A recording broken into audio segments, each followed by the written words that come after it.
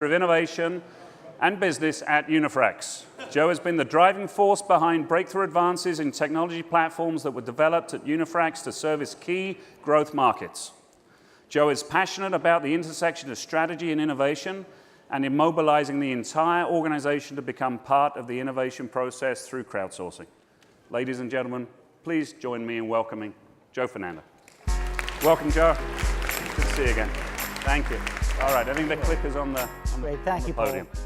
So now that Paul's woken everyone up and the room is energized, it's great. So first of all, great to be here. This is my first year at the Ignite Innovation Summit, and really, I've got to say, kudos to the Spigit folks. It really is a great program, great event, and really a super place to network, and we all have the common theme of taking back this passion of innovation to our respective organizations. So it's really something. I was thinking about this yesterday in terms of just the diversity of the types of organizations that are here. We're a small manufacturing company, small medium-sized manufacturing company, but there's telecom, pharmaceuticals, IT, banking. I mean, it's an incredibly diverse group here in this room, and yet we have this common theme of the fact that we're all passionate about innovation, and we're trying to drive innovation in our respective organizations. So what I think what's interesting is that it's really the fact that it's our difference and our diversity that makes the interaction interesting, and how we're using the platform, how we're using it differently. So again, kudos to the Spigit group for putting this together. So let me get this. There we go. So today, my talk is going to be about our Unifrax's journey. And I want to emphasize the word journey, because that's come up in a couple of talks before, because it really is a journey, and there's really no end point, but it's about learning and figuring it out as we go. And we've been on this journey of implementing a enhanced or revamped innovation process with Unifrax for the last 8 months or so. So we're relatively new at this, but it's been an exciting, interesting, and really challenging, but really a very exciting journey so far. So to start off with, just for context, I'll talk a little bit about our background, the company itself. So Unifrax is a manufacturing company. We're based in Buffalo, New York. About 2,500 employees. Because of the nature of our product, we make a lightweight advanced material, to insulating type of material. It doesn't ship very well. So we have manufacturing sites all over the world, 27 manufacturing sites, 12 countries. And so for a company of our size, we're spread pretty thin. Just a little point on in terms of products, we manufacture there's three main business units, if you will. There's our industrial thermal insulation, and actually, let's see, just go back a second. The industrial thermal insulation on the left, the automotive products, and our specialty fibers. So really what that sort of relates to is steel, aluminum, glass types of industries on the industrial side, automotive, transportation in the middle there, and filtration and advanced batteries on the right side there. So what's interesting is that we've grown through acquisition over the last 5 or 10 years, and the challenge for us has been that because we're in so many different locations, the integration and communication between all of our sites has really been quite a challenge. And this is even more so on the innovation and product development and the technology side. It's just been so, there's a lot of silos, not just 2 or 3 silos. There's a lot of different sites, and all of our manufacturing sites tend to act, have been trying to integrate, but tend to act independently in some cases. But that said, we've had a pretty decent history of innovation. So we separated, spun off as our own company from British Petroleum in 1996, independent company. And since then, we've come out with some fairly significant hits in terms of product development. We have a pretty mature stage gate light process. So it's, we gather ideas. That we have a way of doing the market analysis and going through the vetting of ideas and opportunities. We go through and put cross-functional teams together and go through the product development cycle and commercialization. So it's really a very mature system. But so really, what's the problem? Because we've come up with some good. We're in some big industries, and we've come up with some good commercializations over the last 15, 20 years. So the question is, why change, right? Like what's the problem? Why don't we just keep doing what we're doing? So I think most of you recognize this sort of situation where you have a lot of wins, but after a while, for a variety of reasons, in our case, it's simply because of size and the acquisitions and the variety of the different business units, start to taper off a little bit. And so we looked at the data for this. I looked at the analytics, trying to figure out, I looked at it very carefully to understand, what's actually happening here. And there's really three reasons for that. One is that it's, first of all, when you looked at a lot of our the product development and the process development and the innovation types of activity, it's really about incremental product line extension types of activities. We did have a few step out, game-changing types of things, but it was few and far between. So that was one significant thing. The second one was really customer involvement, right? So now, of course, we do talk to our customers, we do engage with them, but it was the way in which we were doing it, and we are doing it. It was really, we tended to interpret what they needed, go back to the lab, develop it, go back and see. It really wasn't a very close interaction. So we first of all, it was recognizing that we needed to improve that. The third point really was an important one for me in particular, because it's really about global, the level of global participation. Here we are with 27 different facilities in 12 countries, and we really weren't tapping into that diversity of thought, right? It was just a waste of, really a waste of resource and waste of ideas. We weren't bringing it in and really doing anything with it. So that was it's a big one for us. So hence the goal, right? The goal for us, based on that, was really to, first of all, tap into the diversity of thought, the diversity of ideas, the diversity of experience, and environment. So when I talk about environment, it's really, you have the market environments, the different global areas. You have the regulatory environment, even political environment maybe, right? But the idea was that we needed to capture that.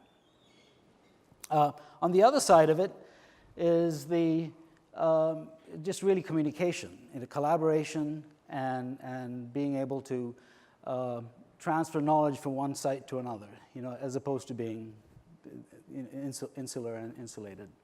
And so this is really an opportunity to share best practices that we just were not doing as well as we could have.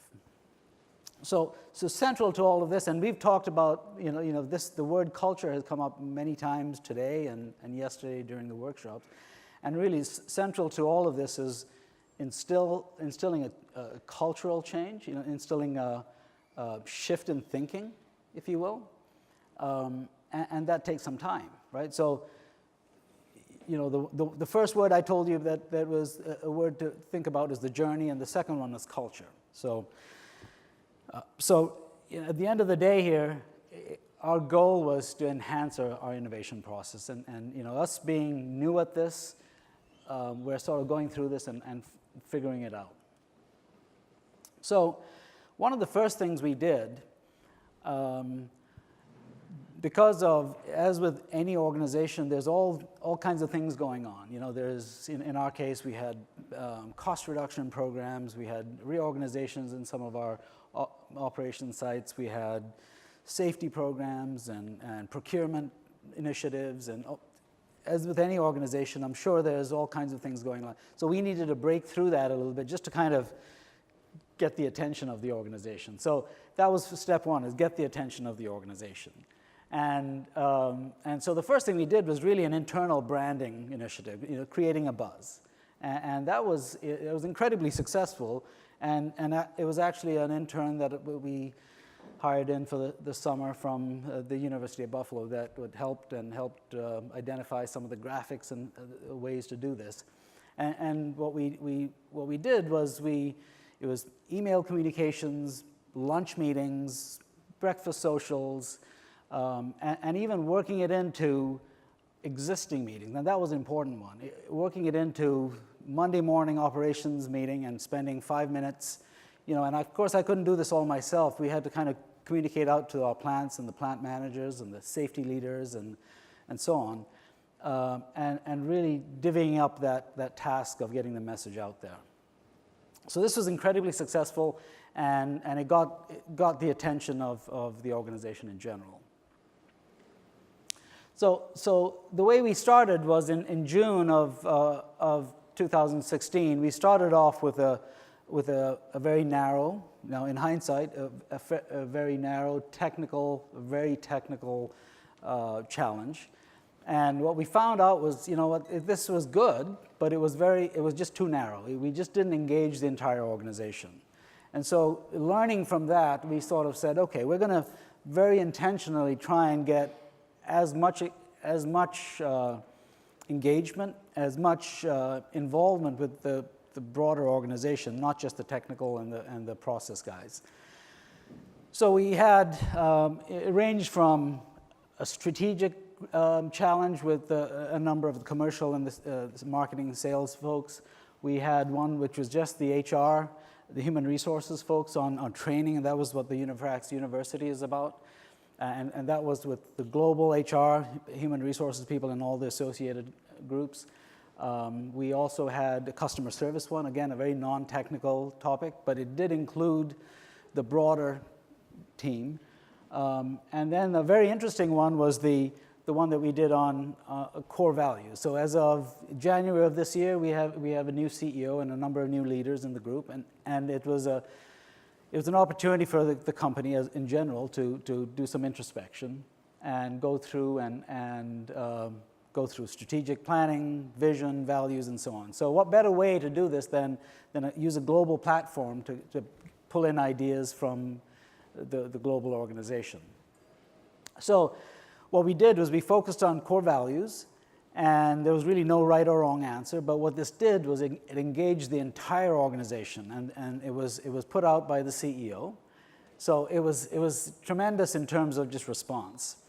And so the big value there is people figured out how to use it and what it was, you know, what this is about, and recognize that a lot of their bosses and leaders of the organization are participating in it. So it was tremendously successful. And then in parallel to this, we've also been running, and now we're piloting 2 always-on collaboration spaces. And the idea here is that they're essentially chat rooms for people that have some common theme. You know, so for example, if we talk about high-temperature processing, we make high-temperature ceramic fiber, and we make them in, let's say, 10 different sites around the world, from Bahrain to Brazil to the US, France, UK, and so on. But if there was some place that they could go in and have a discussion, that would be tremendous. Now, so to start off with, we started off by doing a challenge, a time-bound challenge, and that would then morph into an always-on community. And we did the same thing with customer service. Same for the same reason. We have folks around the world that are in customer service, but they have same questions and they deal with the same things day to day, and they live that same job function. So a little spotlight on the core values one, because this was a tremendous success for us, in that first of all, this is for us, this was a significant number of people, over 800 people to participate in that. So it's, of 2,500 employees, this was pretty much it, the entire group that was the knowledge workers and that had emails. So it's a fairly broad question, but the idea here was that it's really there's no right or wrong answer. Participate, get some input into the organization, and your voice would be heard. So, it was really very well received. We had a majority of the participation was from outside corporate headquarters, which in itself told the story for me. It was great. We had 93 ideas that came out of it, and when I say ideas, they were concepts that were sort of rolled into what our core values were. And what resulted was the core values for Unifrax, which I'm glad innovation made it there. I didn't have to fight for that one. But the idea was that these core values, as opposed to being directive and from the executive team down, this came up from the organization, and it came about because of a conversation, what people put out there, and people own it now. So it was really a fantastic result. So some stats here. So 8 months, 415 ideas, which for us was fantastic, and 880 comments, which again, the interesting thing here from both the ideas and the comments, a lot of it came from outside of the North American space and outside of corporate headquarters. And it came from South Africa, came from Bahrain, came from India, China, Brazil. And that involvement and getting people on this discussion platform was just in itself fantastic. And one of the other things, that a lot of the good ideas that came up, the ideas that sort of bubbled to the top, were surprisingly from people that a lot of us weren't even aware it existed. So folks in South Africa, some of the ideas were really good, valuable ideas that got some momentum. So as far as the key lessons for us, in the 8 months that we've done this, we sort of broke it up into two. One is organizational, in terms of preparing the organization and getting the organization aligned, right? Because on the one hand, we needed to prepare the organization and get the communication out there. And then the second one was from the standpoint of at a more tactical level in terms of on the challenges and getting how do we actually make it work. So first of all, on an organizational level, from just getting people engaged and aligned, our big question was how do we get the broadest group of people involved in this? How do we get we don't really want anyone out there that has not heard of our UWin or the Spigit platform and doesn't know what it is and doesn't know what to do with it. So we wanted to get as many people involved in this as we can. And so the first thing we did was we sort of broke it up into a number of groups, and these aren't the functional groups. These were just groups that we sort of said, these groups have some impact and can be sort of, we can put some definition around it and identify some people that can make the needle move on that. So 1 or 2 people from each of these groups, and we sort of brought them into the things. So either by making them sponsors, asking them to participate, asking them, so sitting down with them and really getting them involved. And this, interestingly, this wasn't necessarily, for example, sales and marketing. It wasn't necessarily the VP of sales and marketing. It was an influential director or manager of marketing for that kind of thing. The other interesting thing is because of the number of sites that we had innovation champions in a lot of our places. So, and this was either plant managers, it could be the human resources person, it could be just someone that was influential on site that could take the message out there and actually talk about our initiative here.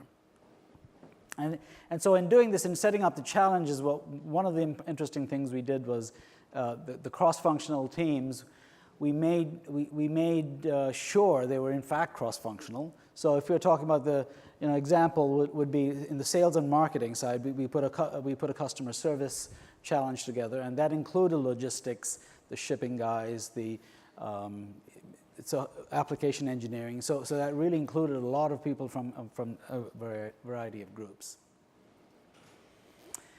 And then the second part of this, of course, is just the need to communicate. And that, again, is another word that's come out a number of times today and yesterday was, we can't just put it out there and expect people to just get on. We absolutely need to communicate and get the message out there. And so when I was on trips to China or any of the other sites where I was there for a different reason, I'd put aside half an hour or an hour and pull a group together and talk about it.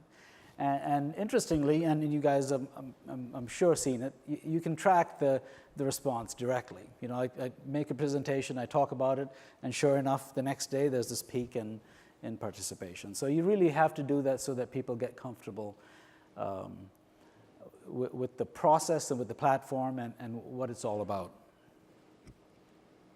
So the next one, at the tactical level, and that's really about kind of at the challenge level. So what the picture here is it sort of represents a high temperature fiberization process, and it's a molten stream of glass that gets fiberized.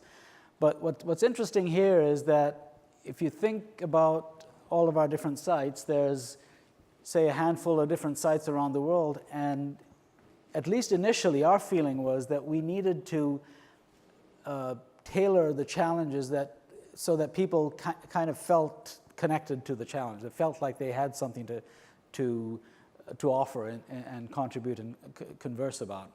And that'll get them used to the whole challenge platform and the ideation concept.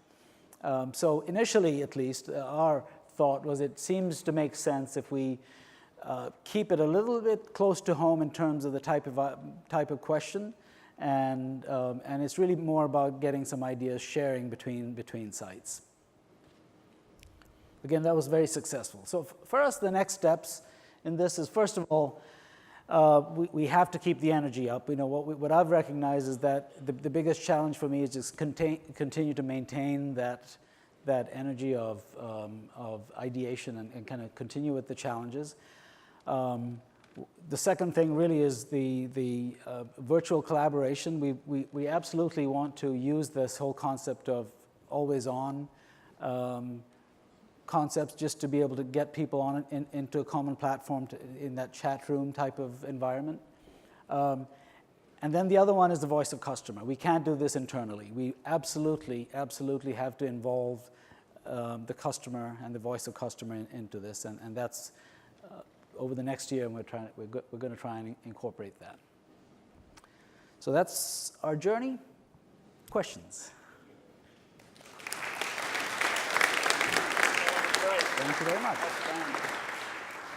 Have you got time for a couple of questions? Absolutely. Beautiful. All right. How are we doing? Where are our men with our yellow boxes? Okay, terrific. So you had a slide up there that specifically you were talking about education and communication in particular. And I noticed the slide appeared to be in Mandarin or another Asian language. Yes. So we're a global company, and we typically stack our challenges so that they're offered in multiple languages, but obviously reduce the crowd size for any one challenge then.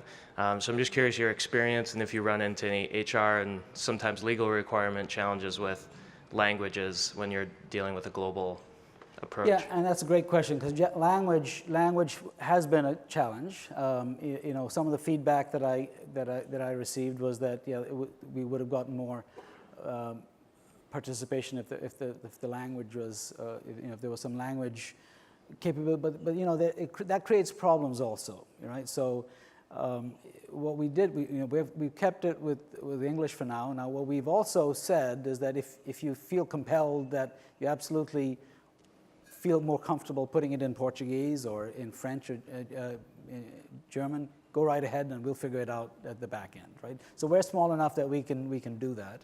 But what we found, though, is even though people initially say that, English being the working language, we're an American company, people are able to use, at least for us, they're able to use it as a working language and use English to get the message across most of the time. Yeah. Very good. Another question here. The other mic. There we go. Good. A question with your core values you put together, that process there. Was that when you instructed the people, was that supposed to be reflective values, who you are currently, or inspirational values, who you would like to be? Did you specify, or? Yeah, that's a great question, because that was, it was both of those things. It's like and it was a question sort of addressed to the individuals, and why do you work for Unifrax? What do you want Unifrax to be? And why do you, what do you see as the value in your role? And so that kind of thing. It was both current as well as forward-looking. So yeah, it was, and it was really, and we got responses that were across the board, and it was, and because of the different, it's interesting because of the different cultural changes. We saw a lot of differences, but then when you kind of put it together, we sort of grouped them. A lot of people are saying the same thing. It's amazing. So yeah, it's both. Thanks. Terrific. Thank you, Joe. Thank you very Very much. good. Paul. Thanks Great. for coming today. All right, ladies and gentlemen.